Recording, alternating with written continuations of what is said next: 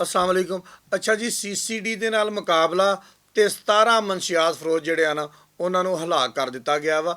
ਫੈਸਲਾਬਾਦ ਦੇ ਹਸਪਤਾਲਾਂ ਦੇ ਵਿੱਚ ਨਸ਼ਈ ਭਰਤੀ ਹੋਣਾ ਸ਼ੁਰੂ ਹੋ ਗਏ ਆ ਕਿ ਸਾਨੂੰ ਇਲਾਜ ਵਾਸਤੇ ਇੱਥੇ ਰੱਖ ਲਓ। ਫੈਸਲਾਬਾਦ ਦੇ ਵਿੱਚ ਪੁੜੀਆਂ ਮਿਲਣੀਆਂ ਜਿਹੜੀਆਂ ਨਾ ਉਹ ਤਕਰੀਬਨ ਖਤਮ ਹੋ ਚੁੱਕੀਆਂ ਵਾ।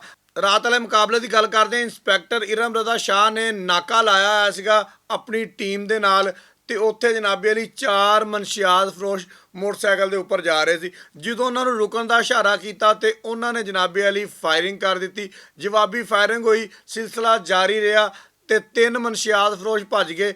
ਇੱਕ ਜ਼ਖਮੀ ਹਾਲਤ ਦੇ ਵਿੱਚ ਗ੍ਰਿਫਤਾਰ ਕਰ ਲਿਆ। ਜਦੋਂ ਉਹਨੂੰ ਚੈੱਕ ਕੀਤਾ ਗਿਆ ਉਹਦੇ ਕੋਲੋਂ ਚਰਸ ਵੀ ਨਿਕਲੀ, ਉਹਦੇ ਕੋਲੋਂ ਆਈਸ ਵੀ ਨਿਕਲੀ ਤੇ ਉਹ ਪੁਰਾਣਾ ਰਿਕਾਰਡ ਯਾਫਤਾ ਮਨਸ਼ਿਆਤ ਫਰੋਸ਼ ਸੀਗਾ। ਉਹਦਾ ਨਾਮ ਸੀਗਾ ਜੀ ਕੈਸਰ ਉਰਫ ਮੋਟਾ।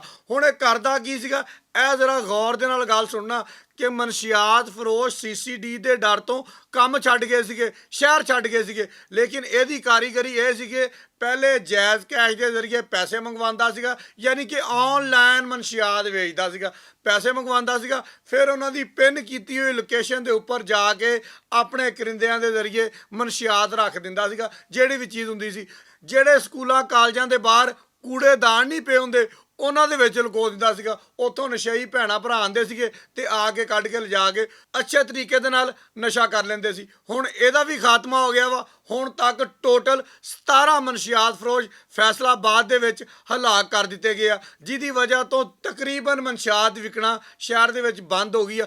ਅਗਰ ਕਿਤੇ ਇੱਕਾ ਦੁੱਕਾ ਆਨਲਾਈਨ ਵਿਕਦੀ ਵੀ ਪਈ ਆ ਨਾ CCD ਉਹਦੇ ਪਿੱਛੇ। ਹੁਣ ਗੱਲ ਕਰਦੇ ਆ ਆਪਾਂ ਹਸਪਤਾਲਾਂ ਦੀ।